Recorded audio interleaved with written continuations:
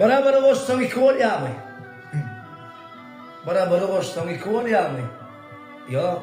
Men buna beylerek değil mi ka diyen? Anha bir de kimin koşulup bile 9 aydan sonra 3 kolluğu yiyen. O durmuşun hatamını düşürdün. Kanıtan olup beraber yaş var yani eken. Düşündüm 3 çağın atası olup beraber koşsan 5 var yani eken. Durmuşta hemme var, ödüne varlı. Ödüne vararak tapılıyor cemler. Beraber koşup, beraber ya kafi. Beraber koşup, olmuyor ya kimler. 10 yaşında oğlaşıksın. 10 yaşında toklusun. Yatmağa da haklısın sen, bökmeye de haklısın. 20'de kurrasın sen. 20 yaşta aksın sen. 30-40'da çın bedevsin, 50'inde de itsin sen.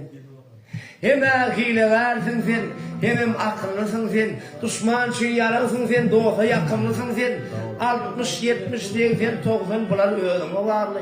Şağalan olup bilirsin, möçüğün olup bilirsin, yol ortam olup bilirsin, kaplanan olup bilirsin, bolsama adam olur.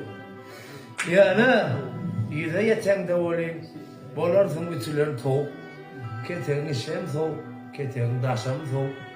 Öyle ödüm adam olsam, yoktur Allah kalbin hop diye.